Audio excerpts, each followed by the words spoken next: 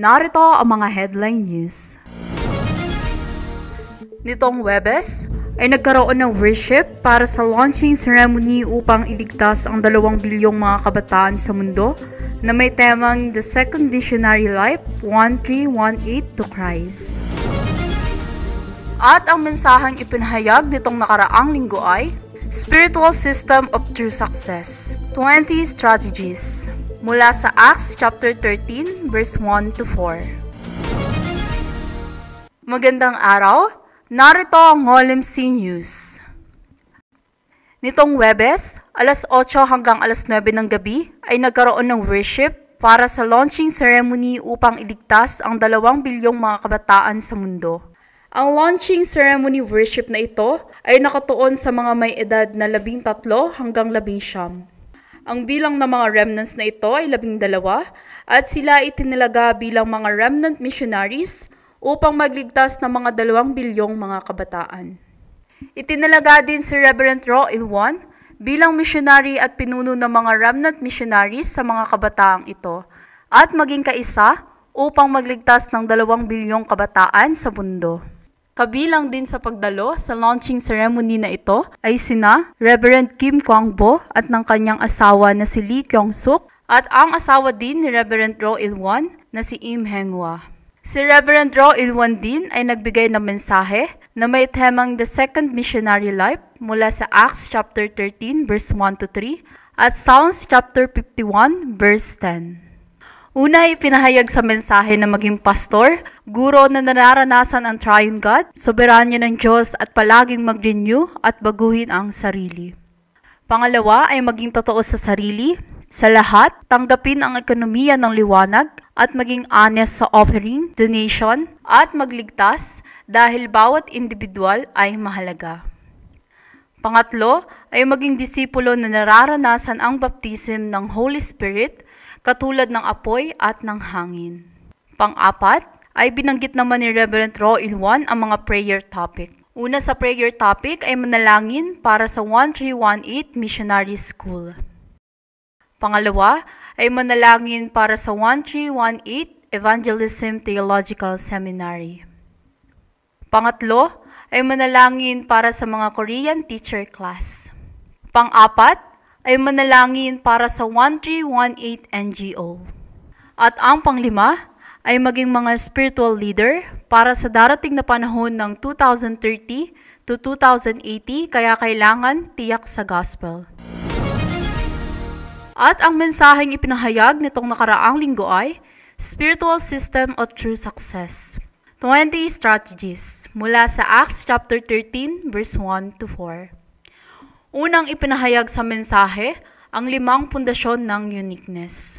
Sa pamamagitan ng sistema ng darakbang, team ministry, mission home, specialized ministry, at regional church ay magawa mong mailigtas ang iyong sarili, mga taong nakikilala mo, ang iyong pamilya, ang trabaho at pag-aaral, at ang field.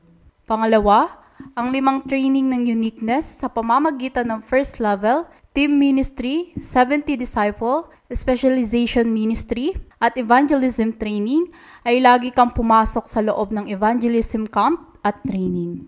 Sumunod, ang 5 sistema ng uniqueness na Evangelism School, Evangelism Concentration School, Mission Center, RTS, at Remnant University. Mula rito, maging Bartizan at Evangelism Disciple na gawing system ang ating mga sarili at sistema na tunay na nagpapahayag ng only gospel. Pang-apat, ang 5 hinaharap ng uniqueness. Ang elite, cultural, business mission, healing, at remnant ministry na maging spiritual summit para iligtas ang hinaharap at baguhin ang kultura at kadiliman na kontrol ni Satanas. Huling ipinahayag sa mensahe, ang resulta ng uniqueness ay evangelism at mission na maghanda ng 3 courtyards upang i-raise up ang mga remnants, iligtas ang 237 nations at 5,000 tribes. Announcement. Mamalastos ng hapon ay RBAS Devotion Worship Offering. Sa October 21, Lunes ay last registration day ng First Children Remnant Conference. Sa October 22 hanggang October 25 ay Kabanatuan at Santiago Bolinao Regional Church Ministry. At sa October 25, Biyernes ay Anniversary Day. Sa October 27, Linggo, 11 a.m. ay 14th Anniversary Worship. At kasabay nito, ang Sending Worship para sa Southeast Asia Mission Center sa Clark ni Reverend Delia. Sa October 28, Lunes, alas 11 ng umaga ay GARPC Manila Missionary Meeting sa Juyong Church. Sa October 29, Martes hanggang October 30, Merkules ay First Children Remnant Conference sa All Nation Church. Sa November 3, Linggo ay Thanksgiving Worship. At sa November 4, Lunes hanggang November 9, Sabado ay Concentration Baptism Training.